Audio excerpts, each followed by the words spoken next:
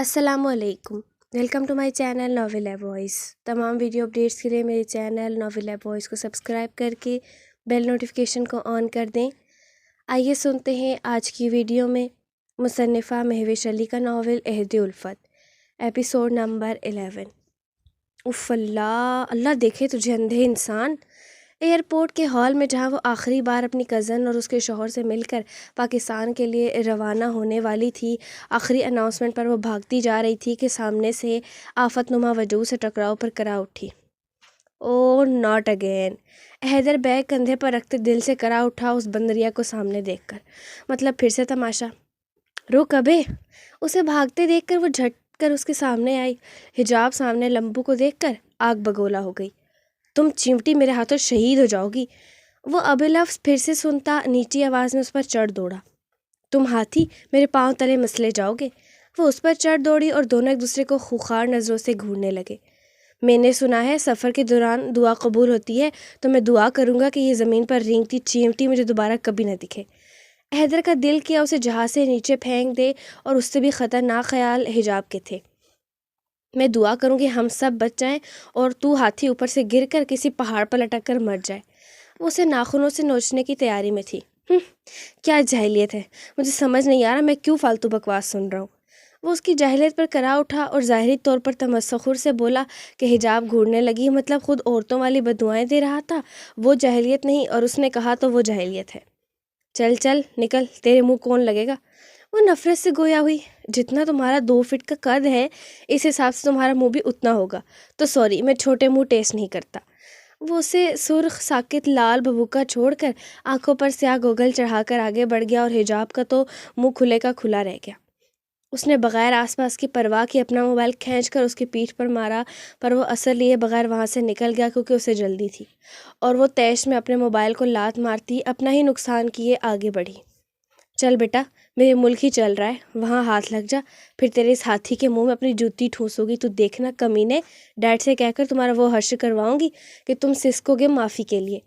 وہ اپنی ڈبڈباتی آنکھیں مسلتی آگے بڑھی اور جھک کر موبائل اٹھا کر بھاگی کہ کہیں جہاز اسے ہی نہ پھینک کر چلا جائے۔ ایکسکیوز می سر، یہ ونڈو والی سیٹ مجھے دیں گے؟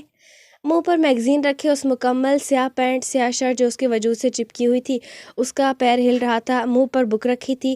حجاب اس کے جواب نہ دینے پر یہاں وہاں دیکھتی، آہستہ سے کھینچ کر اس کے منہ سے میگزین ہٹاتی گھورنے لگی، اور اس اچانک حملے پر ہینڈ فری کانوں میں لگائے حیدر نے گلاسز آنکھوں سے اتار کر آنکھیں کھولی تو سامنے کھڑی بندریا کو دیکھ کر وہ بھنا اٹھا۔ چھٹے نہیں۔ اسے ساکت دیکھ کر وہ اس کے ہاتھ سے میگزین جھپٹا کر ایک ہاتھ سے آنکھوں پر سیاہ گوگل چڑھائے دوسرے سے چہرے پر میگزین ڈال چکا تھا اور واپس اپنی پوزیشن میں آ گیا۔ اسے سمجھ نہ آیا اب کیا کرے۔ یہ ہاتھی یہاں سے اٹھنے سے رہا اور کسی اور سے سیٹ ایکسچینج کروانے سے رہی۔ وہ اب کھڑی اسے گھور رہی تھی جیسے نواب صاحب اپنے گھر میں بیڈ پر بیٹھے ہوں۔ یہ غصہ کم تھا، اوپر سے جہاز میں داخل ہوتے دوسرے پیسنجرز اپنی سیٹ پر بیٹھنے کے لیے اس سے پاس گزرتے اسے خوف میں مبتلا کرنے لگے۔ اس کا دل کر رہا تھا وہ ونڈو کو تھوڑا سا کھول کر جہاز کو اوپر کر کے اسے نیچے پھینک دے اور پھر خود چلی جائے۔ یہ کیسا انصاف تھا اللہ کا کہ جس انسان کا چہرہ دوبارہ دیکھنے کا موڈ تو دور خواہش ہی نہیں ہوتی، بلکہ اس چہرے کو دوبارہ دیکھ کر اسے کہیں لاپتہ کرنے کو دل چاہے، وہ چہرہ مصیبت کی طرح گلے میں پھنس جاتا ہے۔ اب یہی انصاف دیکھ لو، اس کا سیٹ نمبر اس ہاتھی سے جوڑ دیا گیا تھا۔ یہ کہاں کا انصاف تھا ایک انسان کو ہاتھی کے ساتھ بٹھانے کا؟ اب بیٹھ جاؤ، کیا سارے سفر میں ایسے ہی کھڑا رہنا ہے؟ میگزین کے پیچھے ہی جھولتے پاؤں کے ساتھ وہ بولا کہ حجاب نے اپنا پاؤں اٹھا کر اس کے پاؤں پر لات ماری۔ حیدر نے کوئی رسپانس نہ دیا۔ دفتن آہ کے ساتھ وہ جھولتی اس کے اوپر گری کہ حیدر اچانک خود پر آنے والے وزن پر ہڑبڑا گیا اور میگزین گلاسز اتار کر اپنے اوپر اس وزن کو دیکھنے لگا تو اس چینٹی کو اپنی گود میں آنکھیں پھیلائے بیٹھے دیکھ کر خود بھی حیران ہوا اور آس پاس کی سیٹ سے دبی دبی ہنسی سننے لگا۔ میں نے تمہیں سیٹ پر بیٹھنے کے لیے کہا تھا چینٹی، نہ کہ میری گود میں۔ اپنے کندھوں سے اس کے چھوٹے سے ہاتھ جھٹکتے وہ غصے کی زیادتی کی وجہ سے سرخ چہرے سے بولا، بکواس بند کر لو اور ذرا اٹھ کر دیکھو تمہاری بہن گھس آئی ہے جہاز میں۔ اس نے ہی اپنے پھولے پیٹ سے مجھے دھکا دیا ہے، ہاتھی کا خاندان نہ ہو تو۔ وہ اس پر غصے کوف شرم سے چیختی اٹھنے کی کوشش کرنے لگی، پر بغیر سہارے کے کیسے اٹھے۔ تم نے مجھے ہاتھی کا خاندان کہا، میری بہن کو ہاتھی کہا؟ وہ سخت لہجے میں پوچھنے لگا اور بمشکل اپنے اندر اٹھتے اشتعال کو دبانے لگا۔ ہمارے یہاں کہا جاتا ہے جو چڑا وہ، تمہارے یہاں کی ایسی کی تیسی۔ وہ خونخوار بن کر اس پر غرایا کہ ایک دم حجاب نے اس کے سر پر پنجہ مارتے اس کی گود سے اٹھ کر کھڑی ہو گئی، اور حیدر تو اس کی جرت پر شکل دیکھنے لائق تھی۔ یا اللہ مجھے صبر دے، وہ دل سے بولا اور واپس چہرے پر میگزین رکھ گیا۔ اسے تو کچھ نہیں ہوا تھا اس چیونٹی کی قربت پر، کیونکہ اس کے اندر جو آگ بھڑک رہی تھی، اس کے اندر جو تڑپ تھی، اندر کہیں کوئی رو رہا تھا، اس سب میں اسے کہاں گوش تھا۔ یہ بس دماغ ایک جگہ رکھنے کے لیے چھوٹی سی لڑکی کو چھیڑ رہا تھا، اس معصوم سے جذباتی لڑکی کو، ورنہ تو اصل میں کسی پر غصہ وہ کر ہی نہیں سکتا تھا، اور وہ بھی اس قدر معصوم اور چھوٹی سی لڑکی پر، جس کے چہرے پر لگے نقاب اور آنکھوں میں حیا کے ساتھ غصے کے ملے جلے تاثرات نے کافی متاثر کیا تھا۔ وہ معصوم سی چیمٹی جس طرح اعتماد سے چل رہی تھی، نقاب کی اپنی آنکھوں میں اشتیاق سمائے سب کو یہاں وہاں دیکھتی، حیدر کو بہت معصوم لگتی۔ اس نے تو اسے کافی دیر بعد دیکھا تھا، حیدر نے تو وہاں شفٹ ہوتے ہوئے اسے دیکھا تھا جب وہ لفٹ میں پیزا کا پیس نقاب کے اندر لے کر کھا رہی تھی۔ کتنی فنی لگ رہی تھی کہ اتنی ٹینشن کے باوجود، تقویٰ کے ٹھکرانے کے درد کے باوجود وہ اسے دیکھ کر مسکرا دیا۔ پر اس کے برعکس حجاب کی دھڑکنیں خوف سے ڈھول کی طرح بج رہی تھی، اس کی ہتھیلیاں بھیگی تھیں کہ سیٹ بیلٹ باندھ کر نہیں بند رہا تھا۔ نقاب اس کی آدھی پیشانی اور دوسرا آنکھوں کے قریب تھا کہ اس کی صرف بڑی بڑی سیاہ آنکھوں کے علاوہ کچھ دکھائی نہیں دے رہا تھا، نہ ہی پسینے سے بھیگا ماتھا۔ پہلے کانپنا تو بند کرو چیونٹی، پھر باندھو، وہ ٹوک گیا، جس پر وہ جل بھن گئی۔ تم اپنی بکواس بند رکھ سکتے ہو پلیز؟ وہ جھلا کر گویا ہوئی حیدر نے اوکے کہتے کانوں میں پھر سے ہینڈ فری ٹھوس دیے۔ وہ خاموش بیٹھ کر اکتا گئی، نہ موبائل ورک کر رہا تھا، نہ ہی کوئی میگزین پڑھنے کا موڈ ہوتا۔ وہ کبھی گردن موڑ کر پیچھے والوں کو دیکھتی، کبھی آگے والوں کو۔ اگر اسی طرح کرتی رہو گی تو پیسنجرز تمہیں مشکوک نظروں سے دیکھیں گے۔ اس کے کہنے پر حجاب نے منہ بنایا اور پائلٹ کے اناؤنسمنٹ کے بعد جہاز اپنی بلندیوں کو چھونے کے لیے پکڑنے لگا، اور اس وقت حیدر نے ہینڈ فری نکال کر اپنا پورا فوکس پاس بیٹھی چیمٹی کی آنکھوں پر لگا دیا۔ اسے مزہ آنے لگا تھا جب وہ چیخے گی، چلائے گی، ڈرے گی، کیونکہ کافی بار سفر کے دوران اس نے ایسی لڑکیاں دیکھی تھیں جو چیخ کر پورا جہاز سر پر اٹھا لیتی تھیں، کئی تو بے شرموں کی طرح اسے چمٹ جاتی تھیں، اور اس وقت وہ صرف اس کی خوفزدہ پھیلی آنکھیں دیکھ کر تمسخر بھرا کہکا لگا کر اسے شرمندہ کرنا چاہتا تھا۔ پر اس کی ساری خوش فہمیوں پر اوس پڑ گئی جب وہ ریلیکس سی کپڑے کے اسٹائلش لمبے کوٹ کے جیب سے چاکلیٹ نکال کر پیکنگ کے قید سے آزاد کرواتی پنک نقاب کے نیچے لے گئی۔ اب کیا نظر لگانے کا ارادہ ہے؟ میں اپنی چیزیں کسی کو نہیں دیتی، انڈرسٹینڈ؟ اسے گھور کر دیکھتی وہ بچوں کی طرح اپنی چیز اس سے چھپاتی اس کی طرف پیٹ کر گئی، اور وہ بمشکل خود کو سنبھال کر واپس اپنی جگہ پر سیدھا ہو بیٹھا۔ پتہ نہیں کس معصوم کا نصیب پھوٹے گا جو اس جنگلی چیونٹی سے شادی کرے گا۔ ابھی تو بچی ہے، بڑی ہوگی تو کیا بنے گا، اللہ معافی۔ وہ بڑبڑا کر سر سیٹ سے لگا گیا۔ ویسے کس قسم کا سانگ سن رہے تھے؟ وہ کھا کر اس کی جانب رخ کرتی پوچھنے لگی۔ حیدر جو باہر دیکھتا سوچوں میں گم تھا، اس کی آواز پر مڑا۔ Please forgive me my Bryan Adams. چھی چھی چھی، ہاؤ ڈرٹی۔ وہ توبہ کر گئی اور حیدر نے مسکراہٹ چھپائی۔ تم نے سنا ہے؟ اس نے ابرو اچکائی۔ وہ کہتی ہڑبڑا کر آس پاس کو دیکھتی، استغفر اللہ، میری دوست نے بتایا کہ شش کہتا ہے استغفر اللہ استغفر اللہ۔ کانوں کو چھونے لگی، اور حیدر کا اس کی حالت پر مدھم کہکا پڑا۔ تم ایک چیپ قسم کے آدمی ہو، وہ اس کے پہلے جملے اور پھر اب گانے کی چوائس پر اندازہ لگاتی منہ بنا کر بولی۔ چپ کر چونٹی۔ وہ خود کے لیے چیپ سن کر تب کیا، اور حجاب نے سر جھٹکا۔ سچ ہمیشہ کڑوا ہوتا ہے۔ تمہیں ڈر کس چیز سے لگتا ہے؟ وہ ایسے ہی اسے دیکھتا پوچھنے لگا، اور حجاب اس کی نیت سمجھ گئی تھی۔ مجھے ڈر نہیں لگتا، میں جانتی ہی نہیں ڈر کیا ہوتا ہے۔ وہ تفاخر سے بولی تو ایک پل کو وہ حیران رہ گیا۔ چوہے سے؟ عام لڑکیاں تو اسے دیکھ کر مر ہی جاتی ہیں، اس کا بھی وہی حال ہوگا، اس نے یہی سوچ کر پوچھا۔ ارے نہیں، اس کے ساتھ تو میں بچپن میں کھیلی ہوں، ہمارے گارڈن میں رہتا تھا، اور میں اسے روز دودھ کچن سے لا کر پلاتی تھی۔ اس کی خوشی سے بتانے پر اس کی آنکھیں پھیلی۔ چھپکلی سے؟ نہیں، وہ تو میری پیاری دوست ہے، میرے روم کی چھت پر اس کا ننھا سا گھر بنا کر ڈیڈ سے کہہ کر چپکا دیا ہے، آج کل وہ وہاں انڈے دے رہی ہے، پر میں اس سے ناراض ہوں۔ جوش سے بتاتے وہ مایوس ہوئی۔ کیوں؟ حیدر کو یقین نہیں ہو رہا تھا کس کے ساتھ بیٹھا ہے، یہ لڑکی ہی ہے یا آفت؟ اس نے مجھے اپنی شادی پر نہیں بلایا اس لیے۔ کیا تم رینگ کر دیواروں پر اس کی شادی میں جاتی؟ وہ کہہ کر کہکا لگا گیا۔ حجاب نے اس کے مضبوط بازو پر چٹکی کاٹی، پر اسے ذرا برابر اثر نہ ہوا۔ اچھا بتاؤ کیوں نہیں بلایا؟ اسے بہت انٹرسٹنگ لگی یہ چیونٹی۔ ماما کہتی ہیں وہ سیکرٹ والی شادیاں کرتی ہیں، یہاں تک کہ اپنے ڈیڈ اور موم کو نہیں بلاتی، اور یہاں مجھے دکھ ہوا کہ وہ میری دوست ہے، کم از کم ذرا سی تو تمیز کر لیتی کہ اپنے ڈیڈ موم کو ہی انوائٹ کرتی۔ اتنا باغی بھی کیا ہونا؟ وہ ناک سکوڑ گئی۔ حیدر کا کہکا اس کے حلق میں پھنسا ہوا تھا اور چہرہ سرخ تھا ضبط سے۔ کاکروچ سے ڈرتی ہو؟ بس یہ 3 چیزیں تو ٹاپ پر تھی لڑکیوں کی جان نکالنے کے لیے۔ نہیں، میں بھلا اس سے کیوں ڈرنے لگی؟ اس کا قد ہی کتنا ہے جو مجھے ڈرائے؟ تم بھی ایک نمبر کے ناسمجھ ہاتھی ہو۔ وہ منہ بنا گئی اس کے کم عقل پر، اور حیدر سر ہلا کر ناکام ہوتا واپس سیٹ سے ٹیک لگا گیا۔ اگر میں تمہیں آدھا چاکلیٹ دوں تو کیا تم مجھے ونڈو والی سیٹ دو گے؟ وہ بادل دیکھ ایکسائٹمنٹ سے بولی۔ میں اپنی چیزیں کسی کو نہیں دیتا۔ وہ اپنی گرے آنکھیں گھما کر اس کی نقل اتارتا اپنے گھٹنے پھیلا گیا کہ وہ سمٹ کر بیٹھ گئی۔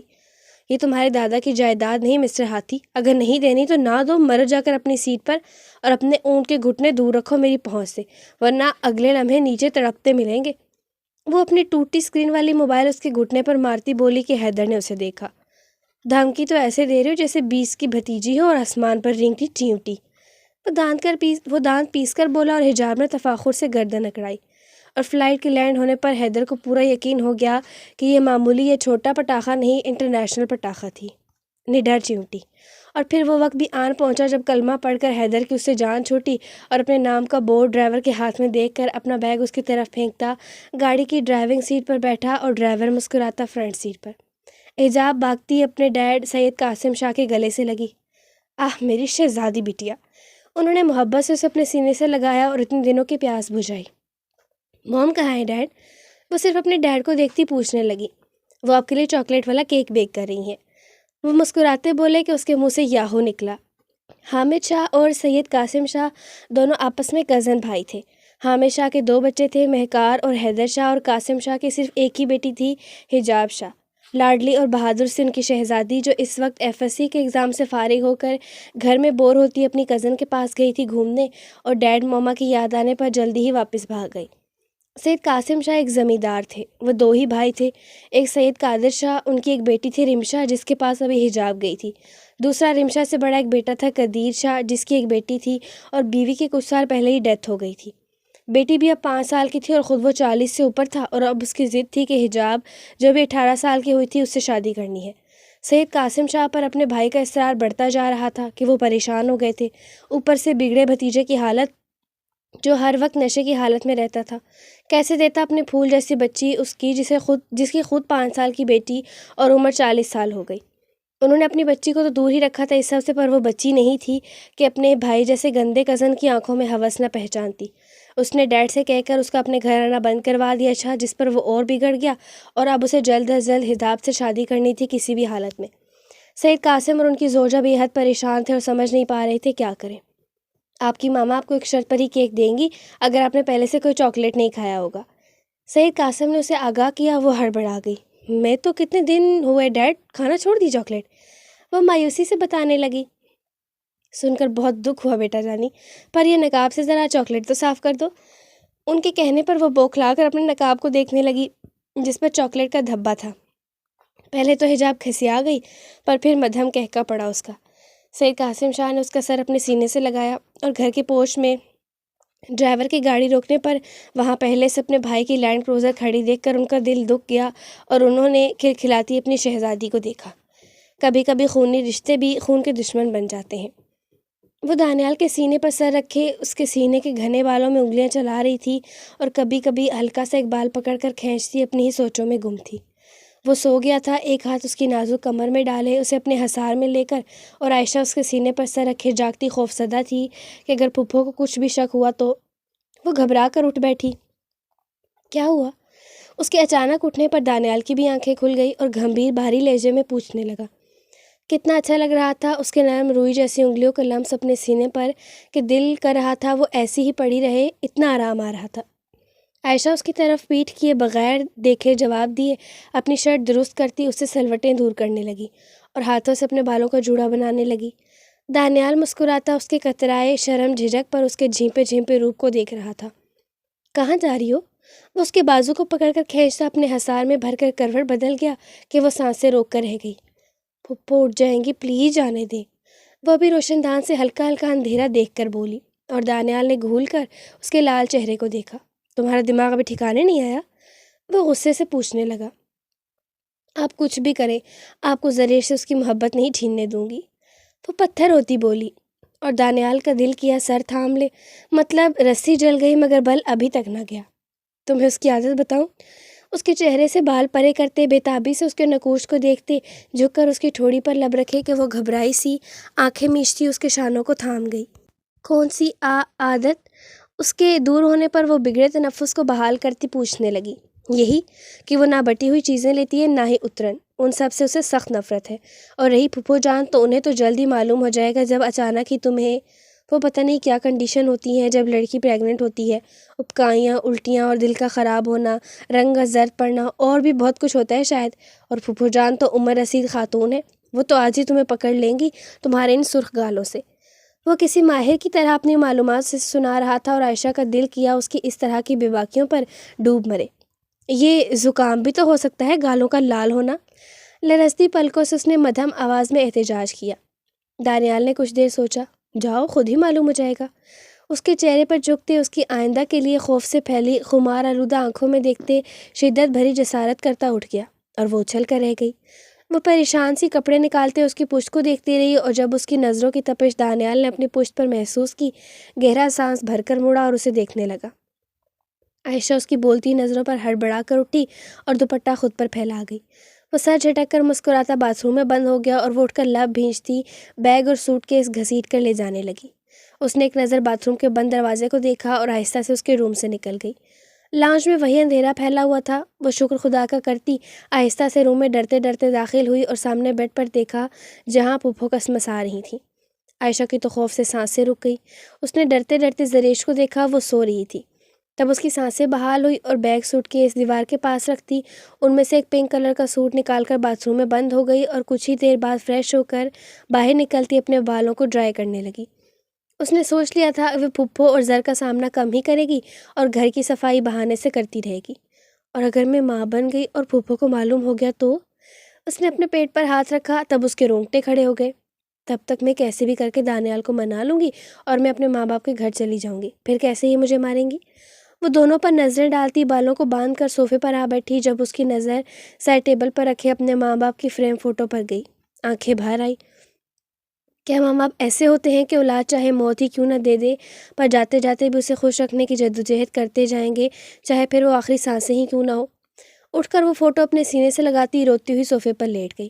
اس کے سامنے بار بار وہی منظر گھومنے لگا جب وہ ہاسپٹل میں داخل ہوئی اور اس کے باپ کے ناک سے خون کی لکیر نکلی ہوئی تھی، ساتھ اسے دیکھتے ہی منہ پھیر لیا اور وہیں آنکھیں موند گئے۔ اس کی ہچکیاں بلند ہونے کے لیے مچلنے لگی، جن پر وہ سختی سے ہاتھ منہ پر جماتی انہیں حلق میں ہی دبا گئی، پر اپنی ہچکیاں کھاتے وجود کو نہ سنبھال سکی۔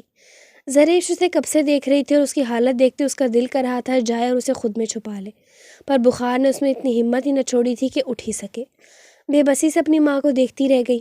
جانتی تھی وہ کتنی نیند کی پکی ہیں۔ ان کی نیند سارے خاندان میں مشہور تھی کہ سفینہ بیگم کو ایک بار سونے دیا جائے، پھر چاہے دنیا ادھر سے ادھر ہو جائے ان کی آنکھ میں پھڑک بھی نہیں آنی تھی۔ بس اپنے وقت پر اٹھتی، نماز پڑھتی اور چولہا سنبھالتی۔ جب نصیب نے تو کھیل کر لیا، حاصل کرنا کیا؟ پھر تو عزت کا کھیل ہوا، محبت تو پیچھے رہ جائے گی، اور اسے اپنی عزت دانیال سے کہیں زیادہ پیاری تھی جس پر وہ کوئی آنچ نہیں آنے دے سکتی تھی۔ اسی سوچ کے تحت وہ خاموش تھی۔ وہ اب اسے خاموش دیکھ کر خود بھی سکون کا سانس بھر گئی۔ تم جا رہے ہو؟ میں نے تم سے کہا تھا نا کہ تقویٰ کو کال کر کے بلاؤ یہاں۔ پھپھو ڈائننگ ٹیبل پر بیٹھی اسے تیار شیار دیکھ کر بولی۔ دانیال نے جوس کا گلاس لبوں سے لگایا اور ذرا سی گلابی کپڑوں میں دھمکتی سر جھکائے پلیٹ میں گھسی عائشہ پر ڈال کر پھپھو کو دیکھا۔ مجھے آفس جانا ہے پھپھو جان، بار بار کال آ رہی ہے۔ وہ نیپکن سے ہاتھ صاف کرتا سپاٹ چہرے سے بولا۔ پھپھو منہ بنا کر رہ گئی۔ اچھا چل ٹھیک ہے، آتے ہوئے لے آنا اسے ساتھ، وہ کہتی ناشتہ کرنے لگی۔ میں 10 بجے آتا ہوں اور آج تو کافی لیٹ ہو جاؤں گا۔ پھپھو نے ناراضگی سے دیکھا۔ یہ تمہاری آنکھیں کیوں لال ہو رہی ہیں کہ رات بھر نہیں سوئے؟ پھپھو کو معلوم تھا وہ کام کے معاملے میں کتنا ٹچی اور محنت پسند انسان تھا، ضرور ساری رات فائلز چاٹتا رہا ہوگا۔ زریش کا سر ویسے ہی جھکا ہوا تھا، پر وہ کسی میں نہیں دیکھ رہی تھی، اپنے ناشتے سے صاف انصاف کر رہی تھی۔ البتہ عائشہ، اس کا تو مانو سانس کے ساتھ نوالا ہی گلے میں پھنس گیا۔ کھانستے کھانستے بے حال ہوتے اس نے جلدی سے جوس کا گلاس منہ سے لگاتے دانیال کی طرف ذرا سی نظریں اٹھائیں۔ پھپھو، دانیال اور زریش تینوں کی اس کی حالت پر توجہ مرکوز ہو گئی۔ اللہ خیر، بچی کو کیا ہوا؟ پھپھو جان نے پاس بیٹھنے کی وجہ سے اس کی پیٹھ سہلائی۔ دانیال خاموش نظروں سے اسے دیکھنے لگا۔ بس رات کو نیند نہیں آئی، اس نے جملہ جب بیچ میں چھوڑا تو عائشہ کی حالت دیکھنے جیسی ہو گئی کہ دانیال کو خود کو پریشانی ہوئی کہ لڑکی مر ہی نہ جائے، اور جب اس نے جملہ مکمل کیا تو وہ گہرے گہرے سانس بھرنے لگی۔ میں چلتا ہوں، خیال رکھیے گا۔ وہ کچھ معنی خیز عائشہ کو دیکھ کر پھر پھپھو سے بولا۔ انہوں نے سر ہلا دیا اور وہ خدا حافظ کہتا آفس کے لیے روانہ ہو گیا۔ تمہاری طبیعت مجھے کچھ ٹھیک نہیں لگ رہی، پھپھو اس کے سرخ تپتے چہرے کو دیکھ فکر مندی سے بولی، پر عائشہ کو لگا اب بس وہ مر جائے گی۔ وہ دونوں ماں بیٹی کی بیچ خوفزدہ سی مجرم بنی بیٹھی رہی، آنکھوں میں آنسو بھر آئے کہ کس طرح کی صفائی دے۔ اماں بس کریں، اس بیچاری کا حال پہلے ہی کھانسی نکال چکی ہے، اوپر سے آپ کے سوال پر سوال۔ سریش چڑھ کر بولی اور عائشہ موقع دیکھتی ایکسکیوز کرتی وہاں سے نکل آئی۔ ہے یہ کیا بول گئی؟ اکلیوز؟ یہ موئی کیا بلا ہے؟ پھپھو نے حیرت سے وہاں سے بھاگتی عائشہ کی پشت دیکھ کر زریش سے پوچھا۔ وہ کہکا لگا اٹھی۔ اماں بس کریں یار، ہر چیز کی کھال اتار دیتی ہیں۔ وہ ہستی ناشتہ کرنے لگی اور بیڈ پر بیٹھی عائشہ خود کو سارا دن بچانے کی مضبوط ترکیب سوچنے لگی۔ میں کچھ ہی دیر میں آؤں گا تمہیں لینے۔ سائم اس کا زبردستی ہاتھ پکڑ کر ہونٹوں سے لگاتے گویا ہوا اور اس کے ہاتھ میں نیا موبائل تھما دیا۔ تقویٰ نے جھپٹنے کے انداز سے لیا کیونکہ اسے کافی ضرورت تھی موبائل کی، یونی سے تو وہ جیسے لاپتہ ہو گئی تھی اور آج یہاں سے بکس اور کچھ ضروری ڈاکومنٹس لینے آئی تھی۔ تم جتنی نفرت جتاؤ گی میں اتنا قریب آؤں گا کہ سانسیں بھی نہیں لے پاؤ گی۔ وہ اس کے بازو کو پکڑ کر اپنی طرف کھینچتا اس کے چہرے کو اوپر کرتے ماتھے پر لب رکھتے بولا۔ تقویٰ صرف اس کی نیلی آنکھوں میں دیکھتی رہ گئی۔ میری نفرت تم سے نہیں، تمہارے منہ سے اٹھتی بو سے ہے۔ وہ شراب کی بو کی طرف اشارہ دیتی بولی تو سائم سر کھجا گیا۔ کیا کریں مولانی، عادت سی ہو گئی ہے، پر تم فکر مت کرو، تمہیں بھی عادت ہو جائے گی۔ یہ شروع ہے، اس لیے دیکھنا پھر تم میرے منہ کی خوشبو اپنے منہ میں اتارو گی۔ وہ اس کے بھرے بھرے لبوں کو انگوٹھے سے مسلتے بے باکی سے بولا اور وہ پھڑپھڑا کر اس سے الگ ہوئی۔ سب کو ایک مت سمجھو تم، یہ میں نے پہلے بھی کہا ہے تم سے۔ وہ دروازہ کھولتی اس پر ناگوار نظر ڈال کر باہر نکلی اور چادر کو ٹھیک کرتی آگے بڑھی۔ سائم نے شرارت سے اسے سامنے دیکھتے گاڑی سٹارٹ کی اسے ڈرانے کے لیے، پر وہ بغیر اثر لیے آگے سے گزر گئی کہ وہ حیرت سے دیکھنے لگا۔ موت تو اس دن ہو جاتی ہے ایک عزت دار لڑکی کی جس دن تم جیسا کوئی اپنی ضد میں آ کر اس سے کھیلتا ہے۔ ڈبڈبائی نظروں سے کہتی وہ بیل بجانے لگی اور سائم اسے دیکھتا رہا جب تک دروازہ کھلا نہیں اور وہ اندر نہ چلی گئی۔ اس نے غصے سے پنچ سٹیئرنگ پر مارا۔ سبھی یہاں عزت دار ہیں صرف میرے علاوہ۔ وہ بڑبڑاتا غصے سے گاڑی وہاں سے نکالتا چلا گیا۔ تم ہر بار تقویٰ کے خلاف غلط بیانی کر کے کیا ثابت کرنا چاہتی ہو؟ حیدر وہاں سے حامد صاحب کے آفس گیا تھا سچ جاننے، اور پھر جو ہارون کو دانیال نے سائم کی کمینگی اس کی گری ہوئی حرکت کا بتایا، حامد صاحب کے سرسری پوچھنے پر اس نے انہیں سارا سچ بتایا تو حامد صاحب کو تقویٰ پر رحم سا آ گیا، اور حیدر اپنی بہن کی باتیں یاد کر کے تقویٰ کے خلاف اس کے منہ سے غلیظ باتیں کانوں میں گونجتے اس کا پارا ہائی ہو گیا اور وہ پاگل ہوتا گھر پہنچا۔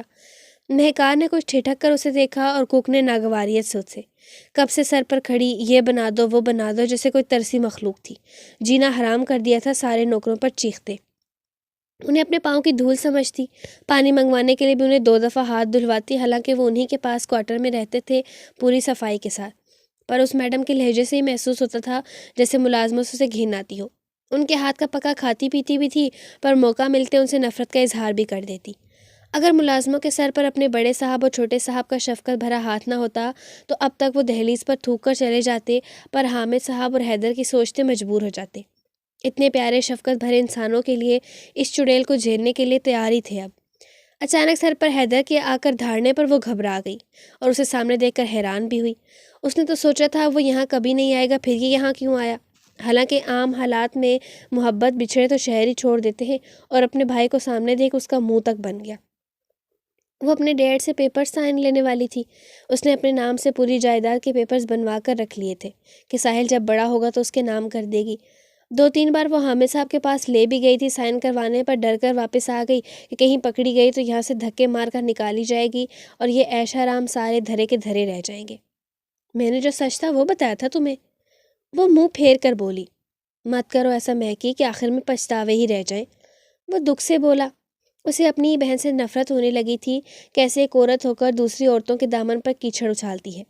ڈر نہیں لگتا اس اوپر والے کا جس نے اتنی رسی میں چھوٹ دی ہے کہ وہ اپنی پیٹھ دیکھ کر سنبھل جائے، پر وہ الٹا قدم آگے بڑھاتی دلدل میں اترتی رسی تنگ کر رہی تھی۔ وہ اس پر ایک غصے ناگوار والی نظر ڈال کر اوپر روم میں آ گیا اور موبائل نکال کر ہارون کا نمبر ملایا جو 3 کالز کے بعد اٹینڈ کر لیا گیا۔ السلام علیکم، کیسے ہو حیدر؟ پاکستان کب آئے؟ اس کی تھکی تھکی سی آواز فون سپیکر سے گونجی۔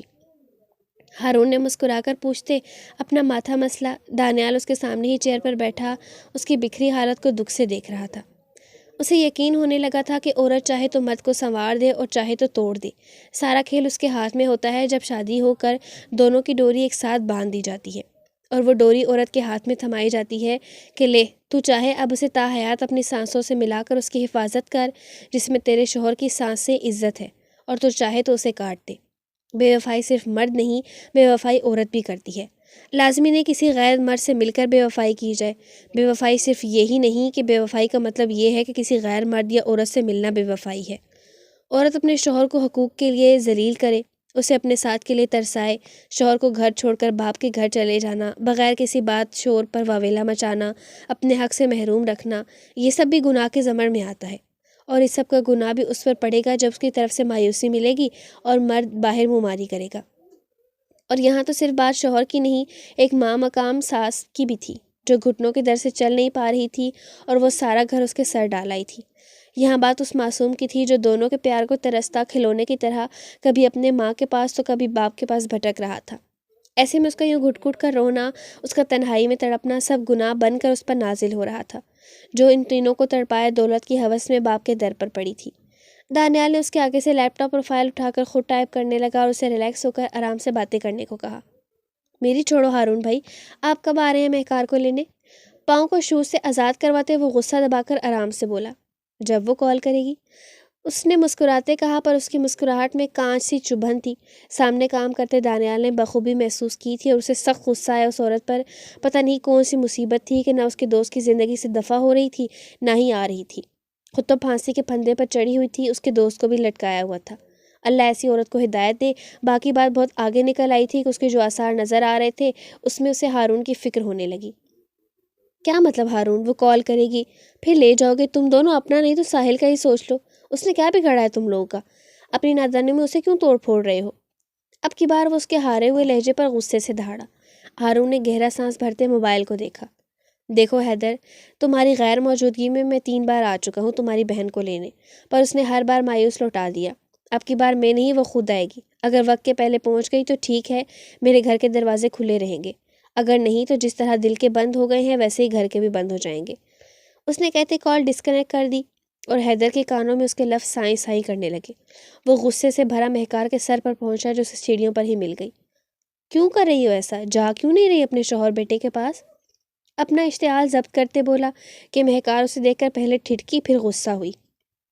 میری مرضی میں چلی جاؤں گی، میں نے اس سے بات کی ہے۔ وہ سر جھٹک کر ڈھیٹ بن کر بولی کہ حیدر نے مٹھیاں بھیج لیں۔ کاش میں تمہیں یہاں سے نکال سکتا، کیوں اپنا گھر برباد کر رہی ہو؟ ہم پر بھاری نہیں مہکار، تم صرف اپنے شوہر کے پاس جاؤ، اپنی ساس کو دیکھو، اپنے بیٹے کو دیکھو، پھر آتی رہنا، ہم بھاگ تھوڑی رہے ہیں۔ وہ جیسے منت کرنے لگا اسے گھر بچانے کے لیے۔ مہکار اس پر ایک نظر ڈال کر آگے بڑھ گئی بغیر اس کا جواب دیے۔ تم اچھا نہیں کری، میں تمہیں پہلے ہی وارن کر رہا ہوں مہکار۔ وہ پیچھے سے بولا کہ مہکار مسکرائی۔ تم نے اچھا نہیں کیا میرے ساتھ مہکی۔ کوئی سی 37 سالوں پہلے کی آواز اس کے کانوں میں گونجی۔ وہ انجوائے کرتی کہکا لگا اٹھی۔ تم واپس کیسے آئے؟ وہ سر جھٹک کر حیدر کو حیران چھوڑ کر اس سے پوچھنے لگی۔ اللہ تمہیں ہدایت دے، پر اب مجھے تم سے نفرت ہونے لگی ہے۔ وہ آگ کی بھڑک کے ساتھ کہتا سیڑھیاں اترتا، کیز مٹھی میں بھیج سے وہاں سے نکلتا چلا گیا۔ تو پھر میں کون سا مر رہی ہوں تمہارے لیے؟ ایک بار جائیداد ہاتھ آنے تو پھر دیکھنا اپنا حال۔ نفرت سے اس کی پشت کو دیکھتی غصے سے روم میں بند ہو گئی، اور اب وہی غصہ اسے چپکو ہارون سے ہو رہا تھا جو سر کھا چکا تھا۔ شکریہ یار تیرا، ہارون نے مسکراتے دانیال سے کہا تو وہ مسکرا دیا۔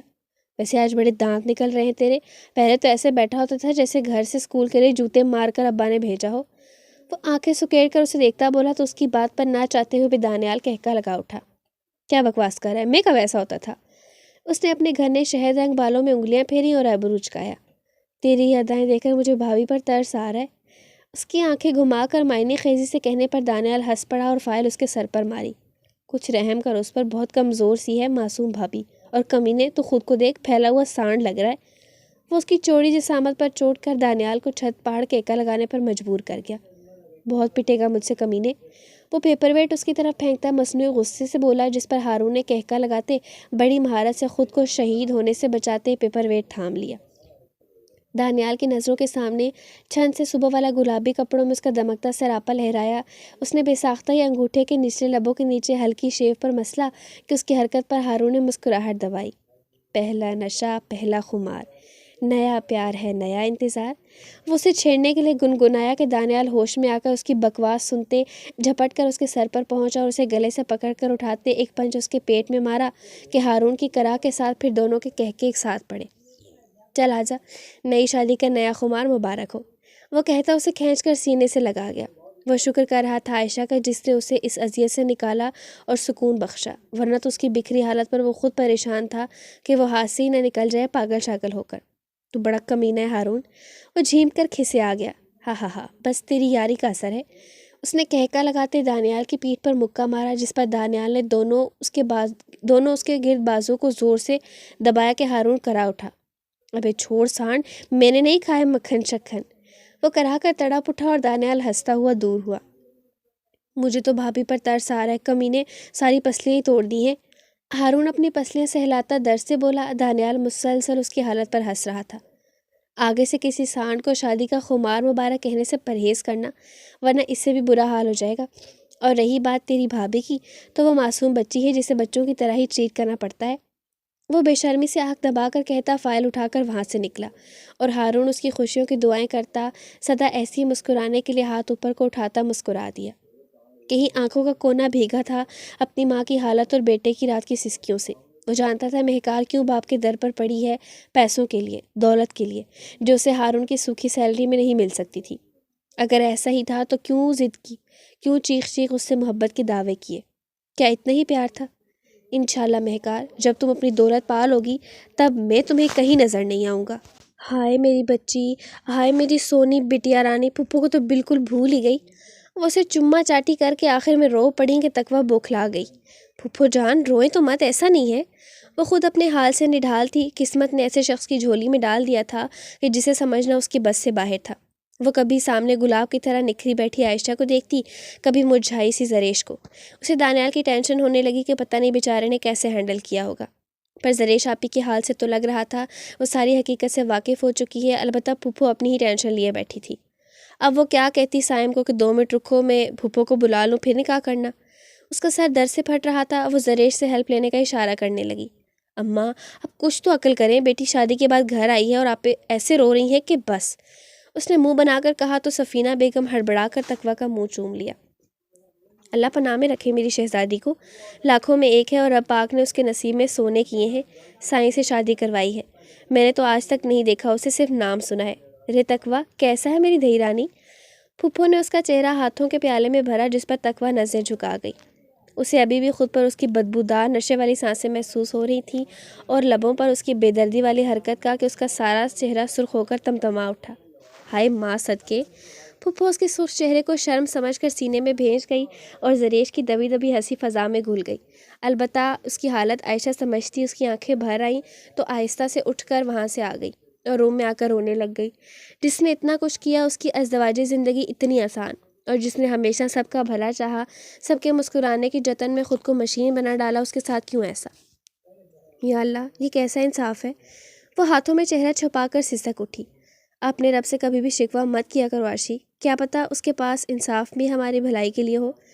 وہ اس کے پاس بیٹھتی، اس کا سر اپنے سینے سے لگاتی بولی کہ عائشہ اتنے دنوں بعد اسے اپنے سامنے پا کر اس سے لپٹ گئی اور پاگلوں کی طرح معافیہ مانگتی رونے لگی۔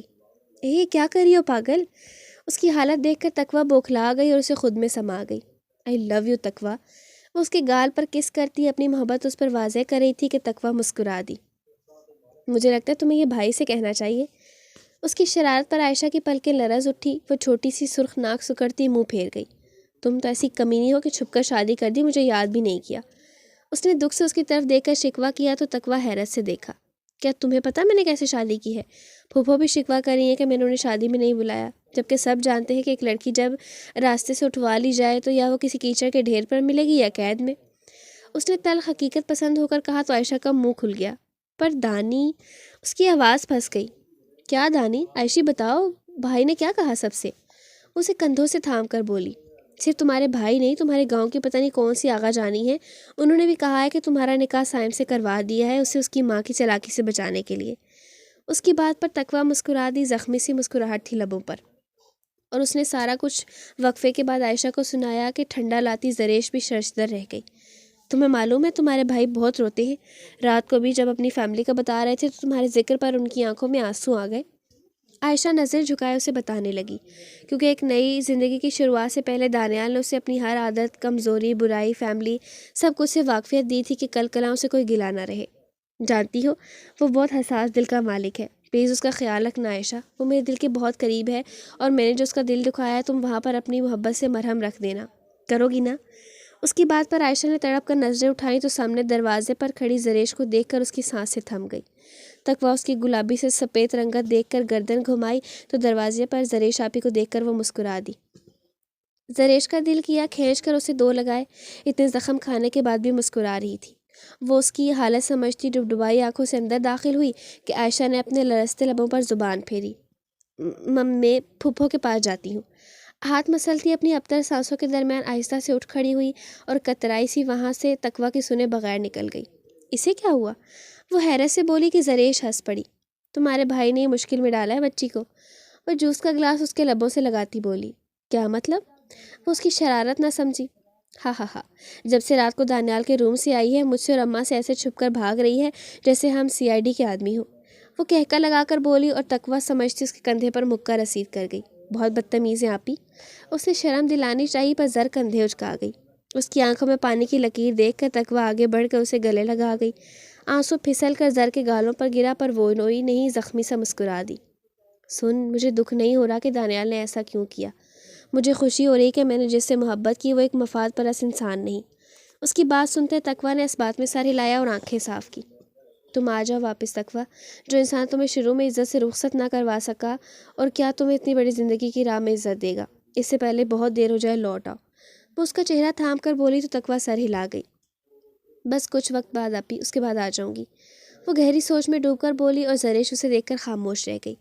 ابھی وہ ہنس کر میری عزت کو چٹکیوں میں اڑا رہا ہے، جب وہ آنکھوں پر رکھے گا، چیخے گا، چلائے گا، تب معلوم پڑے گا تقویٰ کیا تھی۔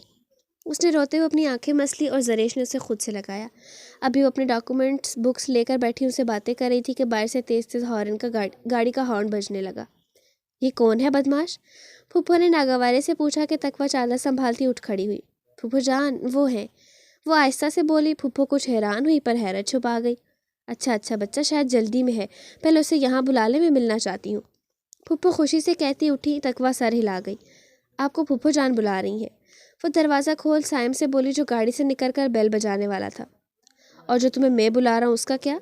اس نے اس کے گال کو چھو کر نثار ہونے والی نظروں سے دیکھ کر کہا۔ تقویٰ اس کا ہاتھ جھٹک کر اس کی پہنچ سے دور ہوئی اور اندر بڑھ گئی۔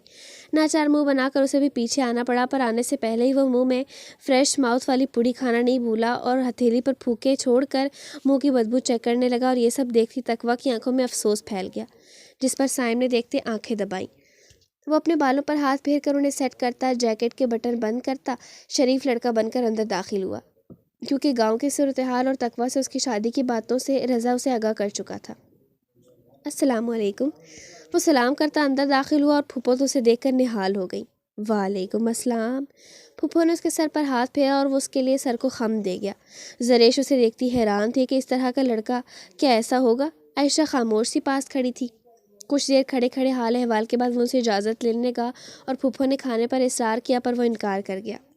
نہیں، کھانا ہم اپنے سالے صاحب کے ساتھ کھائیں گے کسی دن، اب اجازت دیں پھپھو جان۔ وہ تمیز تہذیب کی حد پھلانگ گیا کہ زریش نے دانت پیسے۔ ضرور بیٹا سائی، پلیز آپ سائی نہ کہیں، یہ تو صرف میری ملانی کے لیے ہے، اور آپ سے باتیں کر کے ایسا لگتا ہے کہ پھپھو جان آپ بہت ہی خیال رکھنے والی خاتون ہیں، پلیز ذرا سی ہدایت میری ناسمجھ بیوی کو بھی دے دیں، وہ بالکل میرا خیال نہیں رکھتی، اس غریب بچے کی دعا لگے گی۔ وہ معصومیت سے سر جھکائے کہتا بغیر کسی کی طرف دیکھے تینوں کو ہکا بکا چھوڑ کر تقویٰ کے پاس آیا اور اس کے ہاتھ سے بیگز لیتے، اس کی انگلیوں پر اپنا دباؤ چھوڑتے شرارت سے آنکھ دبا کر نکل گیا۔ اس کے پیچھے کھڑی عائشہ اور زریش نے نظریں جھکا دی۔ یہ میں کیا سن رہی ہوں تقویٰ؟ بیٹا مجھے تم سے یہ امید نہیں تھی۔ میری بیٹی، میری تربیت کا کچھ خیال کر، شوہر کو شکایت کا موقع نہیں دینا چاہیے، گناہ ملتا ہے۔ پھپھو اس کے پاس آتے اسے سمجھانے لگے اور بڑا سا لیکچر دے دیا کہ تقویٰ خاموشی سے سر ہلاتی گئی۔ میں کرتی ہوں ان کا خیال پھپھو، وہ منمنائی۔ اچھا، جب وہ آئندہ آئے تو اسے شکایت کا موقع نہ ملنا چاہیے، شاباش میری بچی۔ انہوں نے ماتھا چوما۔ آ جاؤ تقویٰ، پھر مجھے آفس جانا ہے۔ وہ مسکراہٹ دبا کر بولا کہ پھپھو جان تو نثار ہو گئی۔ ماشاءاللہ اتنا اچھا بچہ ہے کہ مجھے بالکل بھی اب فکر نہیں ہو رہی تیری، جا میری دہیرانی سے کام سے دیر ہو رہی ہے۔ لب بھینچ کر وہ سر ہلاتی زریش سے ملی اور عائشہ کے پاس آئی جس کی آنکھوں میں پانی تھا۔ تقویٰ نے اس کے گال پر کس کیا اور آنکھیں صاف کی۔ اپنا اور میرے بھائی کا خیال رکھنا میری جان، وہ اسے اپنا ساتھ لگاتی بولے اور اس منظر نے پھپھو کو مسکرانے پر مجبور کر دیا۔ ہاں بول، وہ مسکراتی اسے گدگدی کرنے لگی کہ وہ ہنستی سر ہلا گئی اور تقویٰ ان سے مل کر باہر نکلی جہاں وہ لبوں میں سگریٹ دبائے پہلے سے کھڑا تھا۔ دروازہ بند کرنے آئی زریش اس کے کھلے جیکٹ، لبوں میں سگریٹ، فولڈ بازو دیکھ کر دنگ رہ گئی۔ تقویٰ ہاتھ ہلاتی خدا حافظ کہہ کر گاڑی کی طرف بڑھ گئی۔ کلاس لگی؟ اسے چادر منہ کے آگے درست کرتے دیکھ کر بولا تو تقویٰ خاموشی سے نفی کرنے لگی۔ وہ اس کے اس طرح کے انداز پر بدمزہ ہوا۔ تم تو ایسے ریا کرے جیسے میں مر گیا ہوں۔ اس نے آنکھیں گھما کر گاڑی کی سپیڈ بڑھا دی کہ وہ گھبرا کر اس کا بازو تھام گئی۔ اس کی رنگت دیکھ کر وہ انجوائے کرتا کہکا لگا اٹھا کہ اچانک سے سامنے سے آتی گاڑی پر تقویٰ کی چیخ نکل گئی۔ سائیں!